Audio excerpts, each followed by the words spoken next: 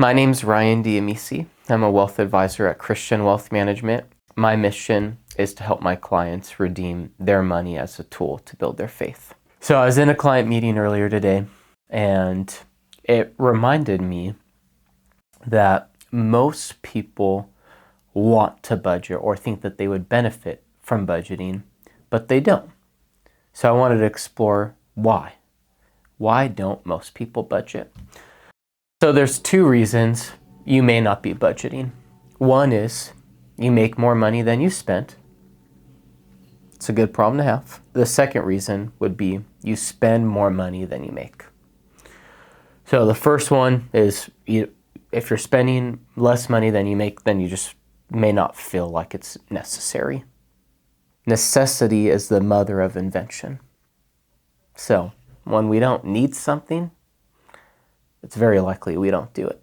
So that's where the trap that people fall into in the category that spend less than they make. When you spend more than you make, the trap is you just don't want to face the reality that you are going to have to make changes to make your lifestyle work. And it's hard. It's really hard when you're spending more money than you make. In financial planning, there's only two things you can do to improve your situation. It's you either make more or you spend less. Those are the two variables. You make more, you spend less. There is no other strategy that will work to improve your situation outside of those two things. So why should we consider budgeting? There's three reasons I would say we should consider budgeting, which is budgeting reveals where your heart is. In Matthew 6:21, almost positive, in Matthew 6:21, Jesus says, where your treasure is, there your heart is also. So wherever your money is going, your heart's following it, whether we want to admit that or not. The second reason that we should budget is for a desire to redeem our money. And money is just a tool. It helps us accomplish things. So the reason I budget is I want to redeem my money, knowing that that will result in being able to redeem the time that I have. So we want to know where our heart is. That's why we want to budget. The second one is we want to redeem our money, which will redeem our time as a consequence. And then the third is we want to see progress on our goals. That's very practical. It's nice when you do something for a long period of time to start seeing that you're making progress on whatever you set out to do. So those are the three reasons we should be budgeting. We know the two reasons that the two traps, mental traps maybe, that people fall into on why they don't budget. I spend more money than I make, so I'm okay. Or, I'm spending more money than I make and I'm afraid to see what changes I have to make. We're going to give you 6 things to consider as you try to keep up with the marathon of budgeting. Because it is a marathon, it's not a sprint. The first thing is consider God's vision for your life by asking Him. Proverbs 29:18 says, without prophetic vision, the people cast off restraint. Wow. I mean, that absolutely shows up with budgeting. Without a vision, why would you budget? Yeah, just do whatever you want. Like, there's no point to it. So we got to figure out what is the overarching thing we're trying to accomplish if we want to not cast off restraint as it pertains to budgeting. The second thing we want to consider is our emotions play a huge role in our financial habits, and we have to reconnect our emotions to this process. And how we do that is we set long-term and short-term goals. So we got the vision for our lives. We are reconnecting our emotions to this process by setting short-term and long-term goals. Then the third thing is we want to prioritize progress over perfection. So I've been budgeting for 10 years.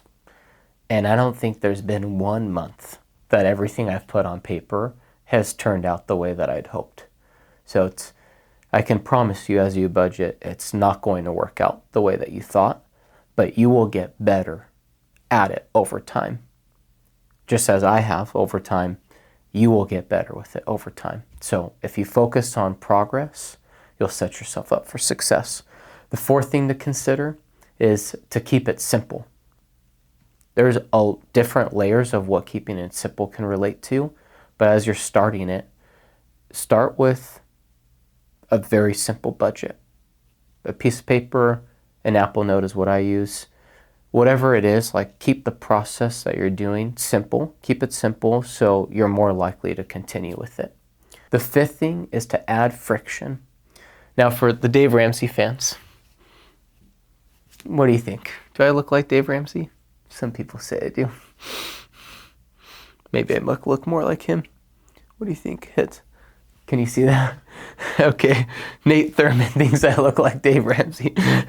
So Dave Ramsey, in his financial peace class that we've taught at church, he talks about the importance of friction when you're making a purchase. And before credit cards and debit cards, we used to use cash. And so the friction that would happen would be you would give somebody $20 to buy food, for example, and then they would give you less money back than you started with. So the friction was seeing the exchange, and that when they gave you your change, that you had less than you started with.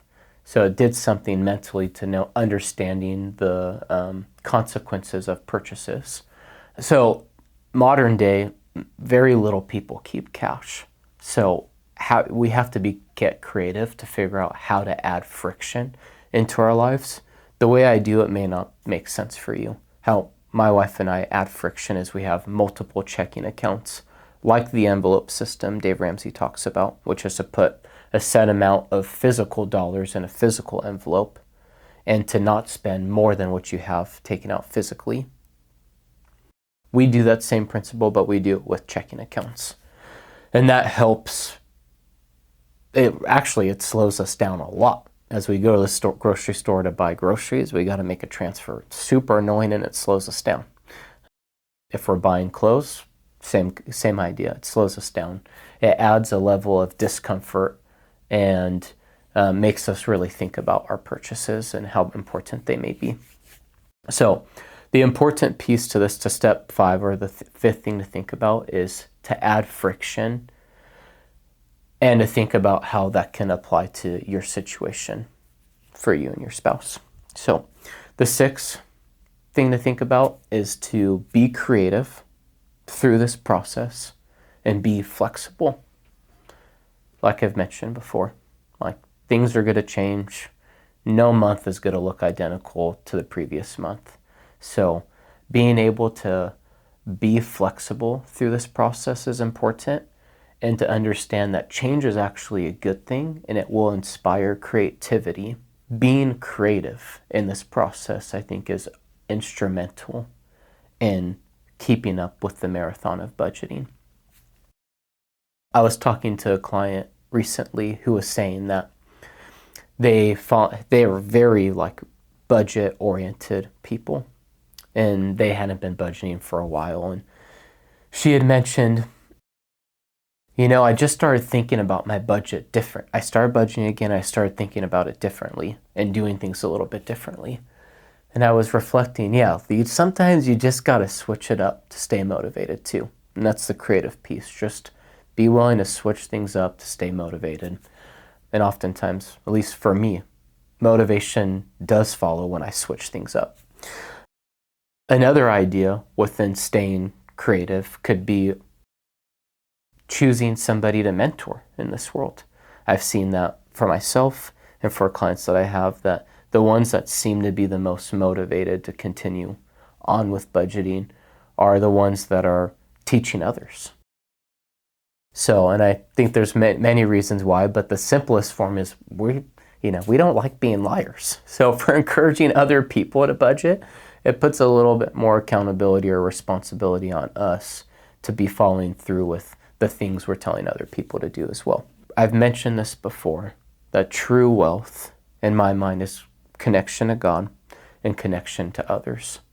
So that last piece of figuring out, milking it as much as possible, of using this process to connect to others, whether it's training your children, training friends, people in your church, in your community that need help. The only thing that's translating to heaven is our relationships. So thinking through the financial piece and using that as a motivator to reflect what we know is true, which the only thing coming to heaven with us is our relationships. So anyways, those are the two reasons why people aren't budgeting, is you spend less than you make and you think that you're okay, or you spend more money than you make and you don't want to face the reality. Those are the two reasons. And we talked through 6 things to consider, 6 things to consider to keep up with the marathon that's known as budgeting. Hopefully this video has been helpful, and we're hungry for ideas of things to talk about. So any ideas you have, put them in the comments section. And if we like your ideas or are inspired by them, maybe we can make a video on them.